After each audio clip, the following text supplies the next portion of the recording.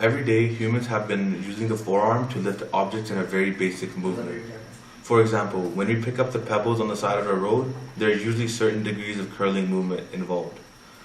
In the weight room, people do bicep curling exercises to break up muscle fibers in order to gain bigger biceps.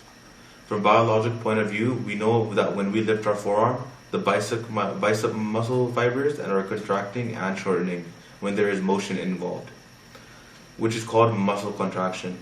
During the muscle contraction, the muscle fibers contract and generate force to pull the forearm up, as very here.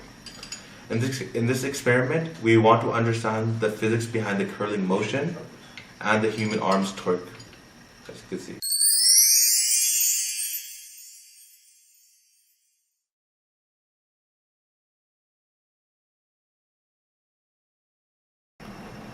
We had a wide variety of materials. We started out with PVC piping, and PVC piping was one of the main structures for the project arm. As you can see, it represented the actual stand and it also went onto the forearm area. From there we had dowels, and dowels were just connecting the two PVC piping representing the forearm and also helping rotate the arm. From there on we had string, and string was one of our main factors in this project. That was because the tension of that string represents the force that's happening on that bicep, as you can see right here. From there on, we had a Newton scale, and that Newton scale helped us with the formula. It helped us find the Newton mass just for the formula, like I said. And then we had a mass, and we had a protractor. That mass was just there to help us with the data sheet. And then we had the protractor just to measure the angle after the distance traveled. From there on, we had a timer, and the timer just helped us with the formula also to get the time. From there on, we had other basic necessities like duct tape, scissors. And then finally, we had a power source. And the power source was an electric motor at first, but we realized from trial and error that we didn't see a good fundamental from it, so we realized that we needed to get a better power source. So we went on to the actual power drill, and the power drill had a better RPM which helped lift the arm.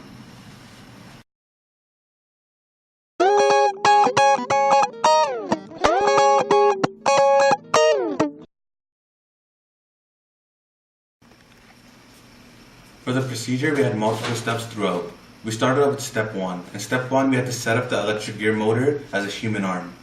From there on, we had to correlate the angle between the lower arm and the holder so we can measure the right difference the mass would be traveling at.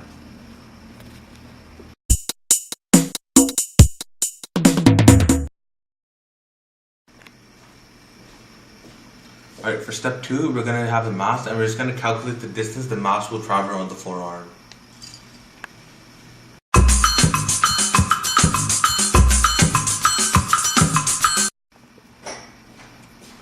Okay, for step 3, in order to get the mass to be lifted, you're going to use cotton string to tie the mass to the front end of the arm.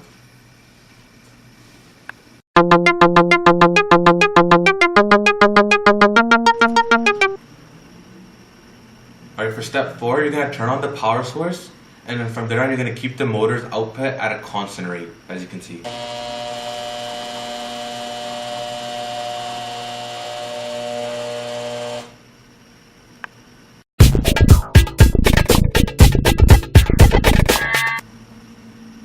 For step 5, when the forearm reaches a 90-degree angle, you're going to turn off the motor, and you're going to write down all the measurements, including time, strings tension, and the mass, all on your data sheet.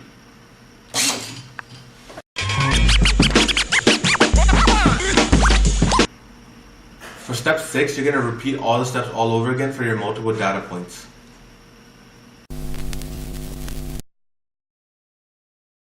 For step 7, you're going to use the bicep formula to calculate the force on the bicep and on the lower arm parallel to the ground.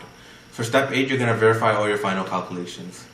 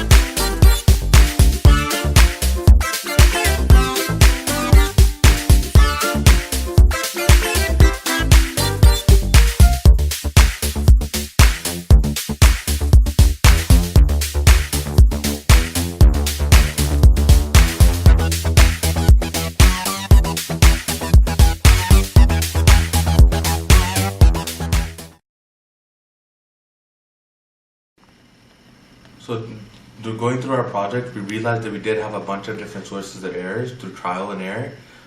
We realized that while we were going through the actual data points, when the drill was moving, we realized that the actual PVC pipe was torquing at certain points, which could have affected the data at some points. Another part was that the forearm wasn't always at a 90-degree angle just because of a human error. It could have been a little bit above or a little bit below, just depending on the weight. Another problem was our actual power drill. We could have kept it at a constant rate, but it's just impossible to keep it at a constant rate as a human. Another problem was that the power drill was actually moving at some time, maybe a little bit bent over or anything like that. You can see through the video. The tennis racket did have some tension on it, so it could have bent down the actual weight more, so it could have provided some off data too. And yeah.